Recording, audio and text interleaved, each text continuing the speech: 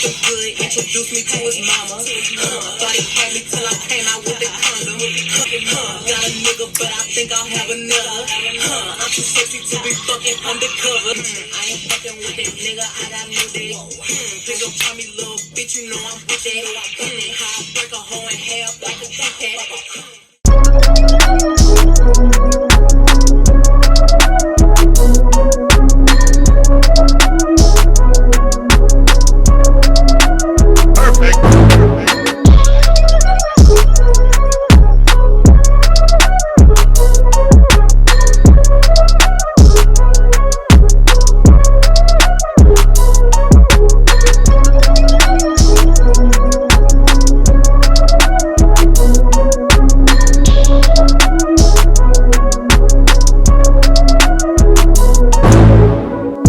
What's up, you guys? Welcome back to my channel. If you are new, my name is Faith or Yoko, whichever one works for you. Please do not mind my hair, okay? We are all under quarantine right now. I'm going to be doing a Q&A, and I'm going to be doing a full face. I feel like that's better. We're going to be doing a full face today. If you guys see my mirror over in the camera, like, y'all just work with me. We're gonna be doing a full face today. I'm gonna do more of a soft glam kind of look because I'm not gonna keep this. Is like maybe my third day in a row doing makeup. I didn't film the other two looks that I loved so freaking much too, but we're gonna just get into the shit. I have about 10 questions. As y'all can see, I already took care of the eyebrows. The first question, if you guys of course see me looking over here, I'm looking over at my question. The first question is my name. Of course, I'm Faith. My name is Faith. I go by Yoko sometimes. Yoko is my bar name, or if I don't want to give out my real name to like a guy out on the street or something, it's my nickname. My birthday is July 29th. I am a Leo, and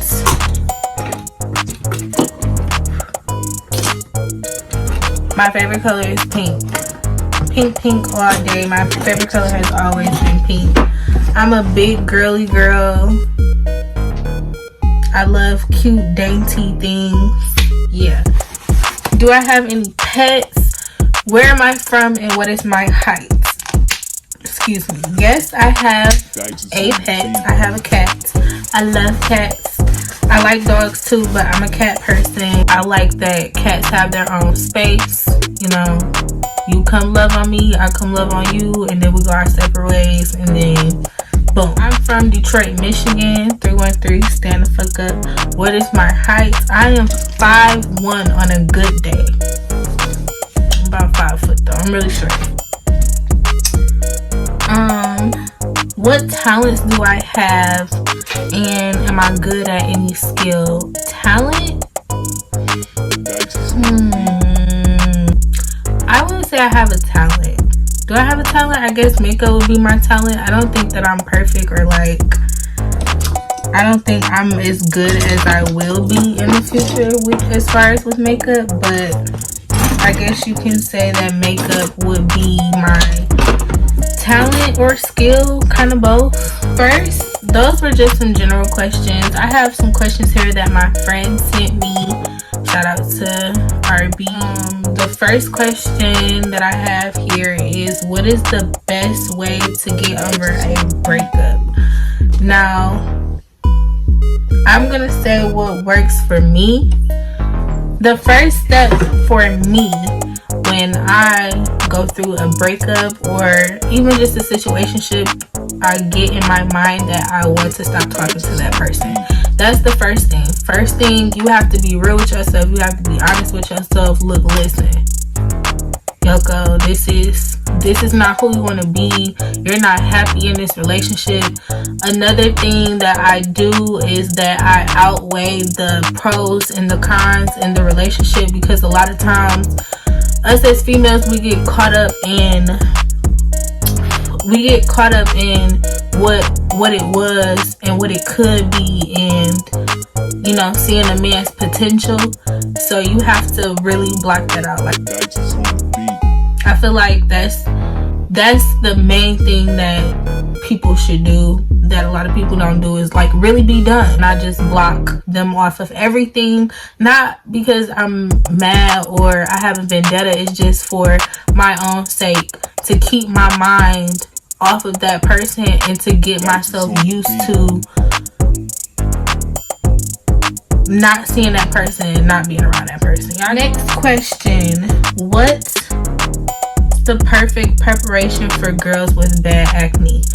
Now, I cannot, because I don't want nobody trying to come for me. Of course, I personally don't have. Didn't I say I was going to do a soft glam? Why am I going in with this aqua? But if I was to speak from my knowledge off of skincare and makeup, is pay attention to your acne. Pay attention to when you're prone to breaking out, and try not to use makeup when you're in the middle of a breakout.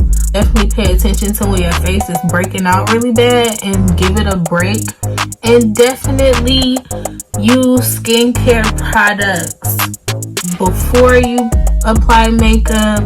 After you take your makeup off, skincare is very, very important. So if you have dry skin, you need to be making sure that you're using products that aren't drying your skin out. You want to make sure that you're using products that have mostly oil-based contents in them, dewy products or silk finish or glowy finishes, oilier skin. You want to use products that are going to mattify or control oils. So that's a big part of it, because you can make yourself get acne if you don't pay attention to your skin type and the type of makeup that you use and the type of face washes that you use. Don't always go off of like going on YouTube and seeing, well, what works best for blackheads, and what go to a dermatologist and let them look at your skin and tell you what they think may work best for you if you have very bad acne. Just pick things that work for you. Okay, guys? My third question: do you have a first love? If I'm not being picky and bougie, yes, I guess you would call it a first love. But as far as like real life go, with this real life shit and the things I've learned with relationships and stuff, I personally don't think I've had one, but I have one. Yeah. What is your favorite line to quote when you're feeling down or depressed? My favorite line to quote when I'm feeling down or depressed, I don't really have one. I think what I do the most when I'm like sad or depressed, I get really, really unmotivated. My things that I say to myself, anyways, I get up and I just try to get active. I try to do something that's going to get my mind off of whatever it is that I'm sad about. If the world was to end tomorrow, what's the first thing you would do? Pop a pill? I'm kidding, guys. The first thing that I would do is pray. It would be between praying and repenting. Those two. If your boo was to have a baby on the way, how would you feel or handle the situation? I have been in a situation where my boo definitely had a baby on me, or was about to have a baby on me, and at the time I handled it horribly. It was my friend's birthday the day that I found out, and I ended up not going out because I was just so distraught. But that's just why I feel the way I feel about relationships now, because I can never let a a man get me to that point again. Now, how will I handle the situation? It depends. Like, it depends. My expectation for men nowadays is so just low that things like that honestly wouldn't even surprise me anymore. So I don't know how I would feel. I guess the first thing it would depend on is if he lied to me about it. If he knew or if he knows that he has a child on the way and he decided not to tell me for whatever reason, then I'm probably not going to speak to him anymore. Because don't hide your kid from me. Don't hide your child from me. I don't care how scared you are. I don't care if you think it's not none of my business. It is. If it happened like he cheated on me and when it had a baby, you threw. And if it happened 5 months ago before we started talking, we can still talk, but it's not gonna go anywhere past that anymore. Do you like guys with smaller penises?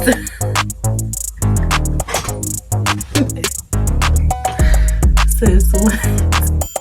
Do I like men with smaller penises, and is that a no-go for you in the relationship? I mean, like, who really likes small penises if you think about it? I have had medium size and it wasn't bad. Like, is it a no-go for me in a relationship? Yes, but it doesn't mean like okay, yes. Next question. Is there such thing as too much dick? Yes. If it's too big and he think he gotta blow my cervix back, yeah, it's a such thing. I'm straight on it. But if he knows how to work it, then no, it's not a such thing. Let me just go ahead and get through this and I'll be back. Okay, y'all, I'm back. Eyes are finished. Don't even ask. Okay, don't even ask. Let's just get right back into these questions. I'm using all my same products. I'm not using anything new. I'm going in with the Pro Glow. Not using too much because I ain't going nowhere. Anyways, do you feel like your man should tell you if you're gaining weight? And if so, how should he tell you without hurting your feelings? I definitely believe that your man should tell you that you're gaining weight. Women, there's nothing wrong with it. I want my man to be honest all across the board. So if I'm gaining weight, tell me. If you don't like the way that my hair looks, tell me. It's not always, I don't think that they should tell you, like, make you do something that you don't want to do. Like, if you don't like the way my hair looks and I like it, or you like the way that your hair looks but your boyfriend don't like it, fuck him. If you gaining weight and you don't think that you're gaining that much weight that is unhealthy, maybe you want to gain weight. Like, he should come to you respectfully, get his ass in the gym with you, and bada boom, bada bing. How should he tell you without hurting your feelings? I mean, ladies gotta learn how to grow some balls around here. Like, I would play like it may hurt my feelings a little bit, but it's not gonna hurt my feelings to the point where I just want to like stop talking to him or break up with him or something like that. I might joke around like, "Babe, y'all for real," and then I'm okay. I need to get my ass in the gym. Men, definitely be honest with your lady all across the board. If she gaining weight, tell her that she's gaining weight. Whatever she lack, let her know. Tell her instead of going to find and searching for somewhere else. So the last question that's on here is, do you believe daddy issues play a role in the men we date? If they do, what is the best way to handle it? I love this question because it's not only daddy issues, it's mommy issues, but we're just gonna keep it simple. We're gonna keep it as us ladies, like us talking. We have a big, huge problem in the black community, especially with daddy issues. We all know it. The 3 things that I would say ties into having daddy issues in your relationships is how your father actually was a part of your life growing up. And that's if he was even a part of your life at all. And even if he was a part of your life, a lot of girls do not understand just because daddy was there to spoil you and daddy was there to make sure that I don't want to say it because people are so sensitive, and I'm gonna just put a disclaimer. I'm not speaking facts. I'm not saying that this is facts. This is just based off of my observation. Just because the father was there and financially supportive does not make up for getting a hug. You know, it does not make up for one-on-one talks. It does not make up for real, unconditional, genuine love. Money does not buy that. Money cannot replace it. So I think that's a huge problem, thinking that just because our parents provided for us that they were there for us. And that's just not always the case. It does not make up for a lot of things that you feel like you were missing or may have missed in your childhood. Our childhood and the relationships that we have with our parents definitely shape us as people.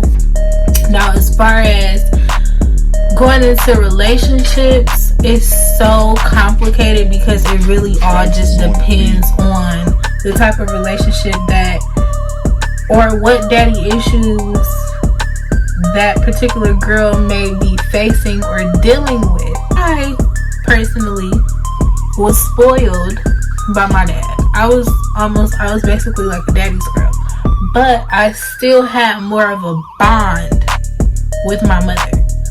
So me and my dad, like, we spent one-on-one quality time, but as far as talking and really saying how I feel about things or getting things off of my chest and stuff like that, I know I didn't really do a lot with him. Still learning what the void is that I am running from, or what void I feel with my relationships. I personally have daddy issues that I'm not sure what they exactly are. The way that he talked to your mother, the way your dad treated your mom, or the way that your dad talked about your mom, like things like that takes a toll on the child. And we don't know around that time because it's just like we're clueless as hell. But when you get older and you start dating men, those voids that you have been running from for so long, and the feelings that you were suppressing about your father or whatever, show in the men that you date. I noticed the most is that with daddy issues, a lot of girls want to just feel loved. And it's weird because some of the girls, like I said in the beginning, their dad gave them everything, you know, like they didn't want for nothing, but it doesn't make up for them not being there genuinely. For a lot of women, we know that we will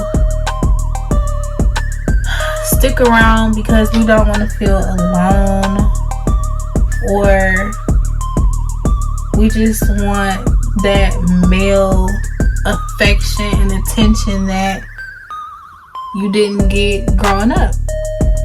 It makes you run into the arms of people who genuinely do not deserve you or deserve your time. You start to put up with a lot more nonsense. Like, if you grew up with your mom and dad arguing and making up and fussing, like you paid attention to that growing up. You're gonna see that. It's gonna take a toll on the men that you date, as well as guys have a lot of mommy issues.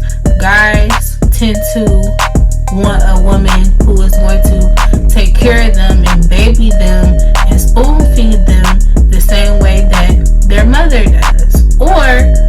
have a mother who is so, men don't have emotions, men don't cry, and then we have all these hard, masculine, I don't cry ass men around that can't love. It's crazy. What is the best way to handle, realizing that you have daddy issues in your relationship, or just daddy issues period? Find out what those issues are. We can't just say everybody has their own issues that they deal with their family, but you have to find out what that issue is. What is it that you missed growing up from your father? What is it that he didn't do that you find yourself attracted to that the men you run into do? You get what I'm saying? A lot of girls crave that affection and wanting to be held and touched on because our dads didn't hug us or hold us. They would just come pick you up, kiss you on the forehead, give you $100, and go about his day. And that's kind of something my dad used to do. Like, you still go out, still go out to eat every now and then, blah, blah, blah, but it does not make up for that quality time. Really talking about emotions and him talking to you about men and what you deserve in a man. You get what I'm saying? Like, a lot of us didn't grow up with men or fathers who were that aware. My dad was focused on me learning how to cook, so when I get a husband, I'll know how to cook for my husband. You know what I'm saying? He didn't tell me. My mom was the one telling me the things to watch out for with these men. You know what I'm saying? Because my dad was a player himself. Be honest with yourself. Don't be mad at yourself. Don't feel like, don't be mad at your parents or your father. Just be honest. We're getting at that age right now where you cannot be in denial about things that have happened or feelings that you may have felt that you put aside because you feel like it might not be that serious. And some girls' daddy issues are deeper than others. So that's why you really have to look at your own situation for what it is and move accordingly. I personally have not figured out what my daddy issues are, if there even are any. But I have finally been completely honest with myself as far as what I was doing in relationships, and I move differently now. Something that we also do a lot of is blaming other people for their actions. I've learned to I don't blame the guy anymore for anything, because you know what you signed up for when you talk to a guy.